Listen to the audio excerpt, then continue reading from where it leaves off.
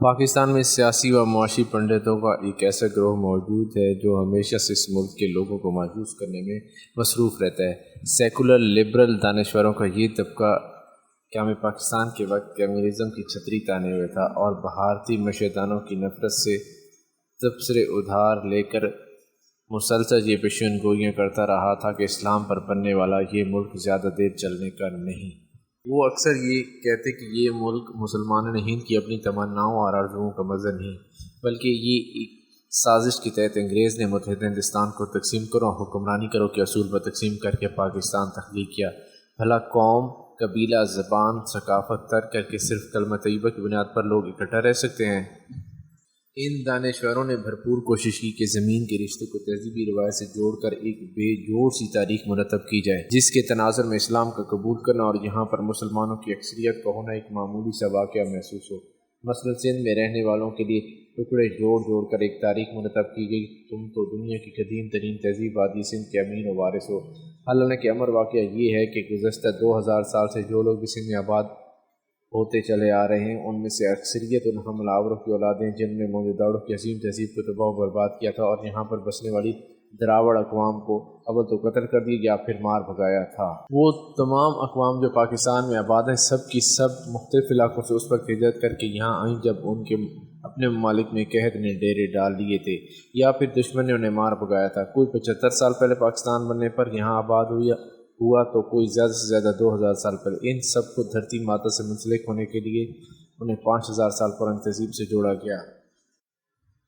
حالت یہ ہے کہ اگر آج یہاں قحط سالی، جنگ اور قتل و غارت کا بازار گرم ہو جائے تو یہ تمام لوگ اپنی اس دھرتی ماتا کے بیٹے اسی ماں کو چھوڑ جائیں گے۔ اسی طرح تعصب سے بھرپور زبان، رنگ، نسل اور علاقے کے باہمی تعلق معاشی استحصال سے جوڑ کر مشرقی پاکستان کے بنگالیوں کو پاکستان سے علیحدہ کرنے کی بھرپور کوشش کی گئی۔ اس نفرت کو پروان چڑھانے میں مغربی پاکستان کی سیاسی، اشرافی اور سول و ملٹری بیوروکریسی نے بھی برابر کا حصہ ڈالا۔ یوں 1971 میں ایک نیا ملک بنگلہ دیش وجود میں آ گیا۔ بنگلہ دیش کی تخلیق سے لے کر اب تک ٹھیک 50 سال سے یہ سیکولر لبرل معاشی پنڈت پاکستان کے رہنے والوں کو مسلسل ایک ہی تانا دیتے چلے آئے ہیں کہ دیکھو بنگلہ دیش کس حد کی کامیابی کے زینے چڑھتا چلا آ رہا ہے، اس کے معاشی اشاریے دیکھو۔ یہ لوگ بڑے بڑے پائی چارٹ، گراف اور اعداد شمار کی گورکھ دندوں سے یہ ثابت کر رہے ہیں کہ بنگلہ دیش کی معیشت بہت مضبوط ہے۔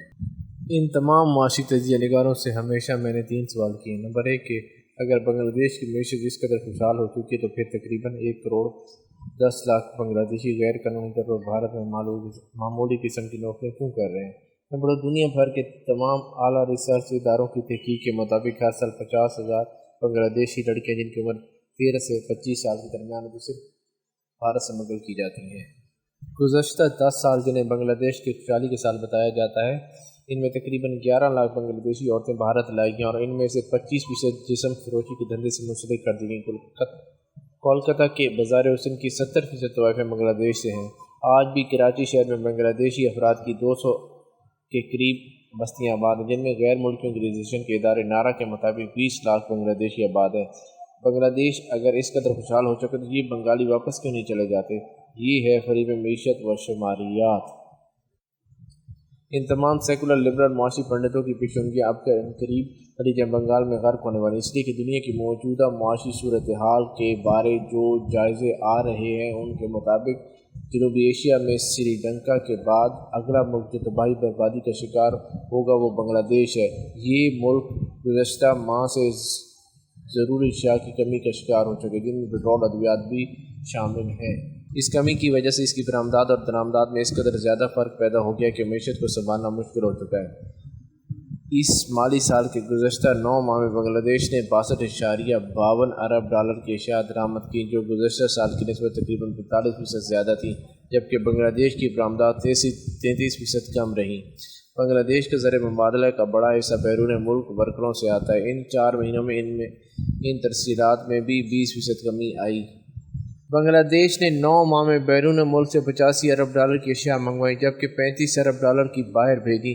35 ارب ڈالر کا تجارتی فرق کسی طور بھی بیرون ملک کام کرنے والوں کی آمدن سے نہیں پورا کیا جا سکا۔ بنگلہ دیش کو حالات بہتر رکھنے کے 10 ارب ڈالر سالانہ چاہیے۔ صرف گزشتہ 8 مہینوں میں بنگلہ دیش کے زر مبادلہ کے ذخائر جن کی پاکستانی دانشور بہت دھوم مچاتے تھے، 48 ارب ڈالر سے 42 ارب ڈالر تک جا پہنچے اور اگلے 4 ماہ میں 35 ارب ڈالر رہ جائیں گے۔ بنگلہ دیش کی تباہی کا آغاز بھی اسی حماقت سے ہوا جس کا آغاز پاکستان میں نواز شریف نے کیا تھا، یعنی بڑے بڑے غیر ضروری پروجیکٹ کے لیے قرضے لینا، جیسے موٹر وے، میٹرو وغیرہ۔ سری لنکا کے حکمرانوں نے بھی عوامی مقبولیت کے لیے یہی کیا تھا اور تباہ ہو گئے، جبکہ حسینہ واجد بھی اسی راستے پر گزشتہ کئی سالوں سے گامزن ہے۔ جس طرح نواز شریف نے ضرورت سے زیادہ بجلی بنانے کے پلانٹ لگائے تھے، ویسے ہی بنگلہ دیش نے روس سے 12 ارب ڈالر کا قرضہ لے کر ضروریات سے زیادہ 2400 میگا واٹ کا ایٹمی بجلی گھر بنایا تھا۔ اس بجلی گھر کے لیے قرضے ہر سال 5 کروڑ 65 لاکھ ڈالر قسط ادا کرنا ہے۔ اس کے ساتھ ساتھ انفراسٹرکچر کے لیے حاصل کردہ قرضوں کی سالانہ اقساط 4 ارب ڈالر ہیں۔ ان رقوم کی ادائیگی موجودہ معاشی حالت میں ناممکن نظر آتی ہے۔ بنگلہ دیش کی معیشت کو بیرون ملک خام مال منگوا کر مقامی سستی لیبر کے ذریعے ٹیکسٹائل پر استوار کیا گیا تھا۔ اس مقصد کے لیے کپاس بھی باہر سے منگوائی جاتی تھی، جبکہ دیگر اشیاء میں پام آئل سے لے کر چاول اور گندم جیسی ضروری اشیاء بھی باہر سے آتی ہیں۔ حسینہ واجد نے لوگوں سے بچت کا کہا ہے، اپنے اور تمام حکومتی عہدیداروں کے بیرون ملک دورے منسوخ کر دیے، یہاں تک کہ لوگوں سے کم کھانے کو بھی کہا گیا ہے۔ لیکن تباہی کا وہ بھی جو معاشی غرض گروں اکنامک ہٹ مین نے بڑے بڑے خوشنما پروجیکٹ کے لیے قرضوں کے ذریعے بنگلہ دیش میں بویا تھا، اس کے زہر آلود پھل کا وقت آ چکا، اور جرمنی ٹی وی DW کی رپورٹ کے مطابق سری لنکا کے بعد اگلا ملک جو معاشی تباہی کے راستے پر آ نکلے گا وہ بنگلہ دیش ہے۔ گزشتہ 1.5 ماہ کی پاکستانی حکومت نے جس طرح بحران پیدا کیا، پاکستانی معیشت بھی زوال کی طرف جا رہی ہے۔ اس وقت دنیا بھر کے اہم معیشت دان حیرت میں گم کھڑے ہیں، سوچ رہے ہیں کہ کون پہلے دیوالیہ ہوتا ہے، پاکستان یا بنگلہ دیش۔